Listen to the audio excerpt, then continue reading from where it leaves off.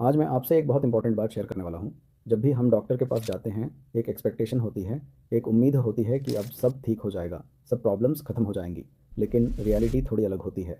मैं आज आपको बताना चाहता हूँ कि डॉक्टर और पेशेंट के बीच में सबसे बड़ा गैप होता है एक्सपेक्टेशंस और रिजल्ट्स का, और इस गैप को समझना बहुत ज़रूरी है। सबसे पहले एक सिंपल बात समझ लीजिए, कोई भी डॉक्टर जानबूझकर कभी किसी पेशेंट को हार्म नहीं करता। डॉक्टर सारी ज़िंदगी पढ़ता है, ट्रेनिंग लेता है, दिन रात मेहनत करता है सिर्फ एक ही चीज़ के लिए, ताकि पेशेंट्स को ठीक कर सके, उनकी तकलीफ़ कम कर सके। लेकिन कभी कभी पेशेंट का एक्सपेक्टेशन इतना हाई होता है कि जो साइंटिफिकली पॉसिबल है, उसके बाद भी वो रिजल्ट से खुश नहीं होता, और यही मिसअंडरस्टैंडिंग बड़ी प्रॉब्लम्स क्रिएट करती है। एक एग्जांपल देता हूँ। मान लीजिए एक पेशेंट का अपेंडिक्स सर्जरी हुआ।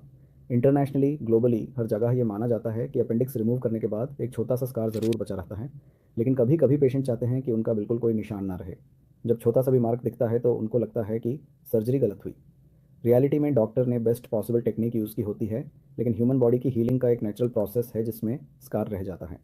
दूसरा एग्जांपल पाइल्स सर्जरी का। अक्सर पेशेंट्स सोचते हैं कि सर्जरी के अगले दिन से बिल्कुल ज़ीरो पेन होगा, लेकिन सच ये है कि पाइल्स सर्जरी के बाद 4 से 5 दिन थोड़ा डिस्कम्फर्ट रहना नॉर्मल है। ये दुनिया भर में एक्सेप्ट किया गया है।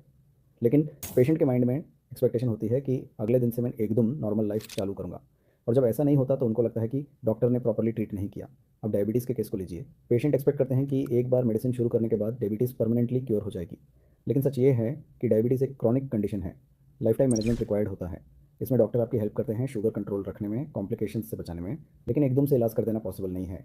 गॉल ब्लैडर स्टोन का भी एक एग्जाम्पल लीजिए। लेप्रोस्कोपी से गॉल ब्लैडर निकाला जाता है। पेशेंट्स एक्सपेक्ट करते हैं कि सर्जरी के बाद बिल्कुल कोई निशान नहीं रहेगा, लेकिन लेप्रोस्कोपिक सर्जरी के स्मॉल स्कार्स रहते हैं।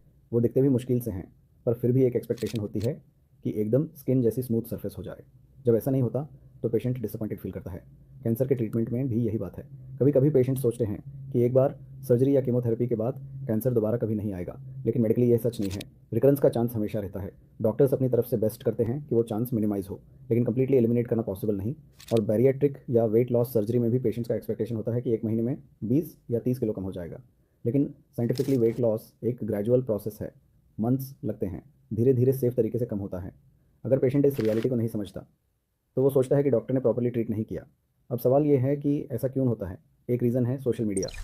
आजकल सोशल मीडिया पे मिरेकल क्योर्स दिखाए जाते हैं, जहां बताया जाता है कि एक इंजेक्शन से, एक ऑपरेशन से, एक मेडिसिन से सब कुछ परफेक्ट हो जाएगा, लेकिन वो रियल साइंस नहीं होता। दूसरा रीज़न है कि हर पेशेंट अलग होता है। एक ही डिजीज़ दो अलग लोगों में बिल्कुल डिफरेंट बिहेव कर सकती है। उनका इम्यूनिटी, उनका लाइफस्टाइल, उनका हीलिंग प्रोसेस अलग होता है। और तीसरा रीज़न है मेडिकल साइंस की लिमिटेशंस। हर चीज़ का 100% रिजल्ट पॉसिबल ही नहीं है। डॉक्टर्स उन बाउंड्रीज़ के अंदर रहकर ही बेस्ट देते हैं। डॉक्टर और पेशेंट के बीच ट्रस्ट बहुत इंपॉर्टेंट है। जब डॉक्टर क्लियरली समझाता है कि ये चीज़ पॉसिबल है और ये चीज़ पॉसिबल नहीं, तभी मिसअंडरस्टैंडिंग कम होती है। लेकिन समटाइम्स पेशेंट एक्सप्लेनेशन को इग्नोर कर देता है और अपने माइंड में बस मिरेकल सोच कर चलता है। उस वजह से फ्रिक्शन क्रिएट होता है। इसलिए मैं पब्लिक को कुछ सिंपल एडवाइसेस देना चाहता हूँ। सबसे पहली बात, अपने डॉक्टर पर ट्रस्ट रखिए। कोई भी डॉक्टर आपको जानबूझकर हार्म नहीं करेगा। उनका इंटेंशन सिर्फ आपकी मदद करना है। दूसरी बात, हर ट्रीटमेंट का 100% रिजल्ट गारंटी नहीं होता। ये साइंस है, मैजिक नहीं। तीसरी बात, हर पेशेंट का रिस्पॉन्स अलग होता है। अगर आपके फ्रेंड पर एक दवा इमीडिएट इफेक्ट कर गई और आप पर धीरे कर रही है, इसका मतलब ये नहीं कि डॉक्टर गलत है। चौथी बात, डॉक्टर्स की भी एक लिमिटेशन होती है। वो इंसान है, भगवान नहीं।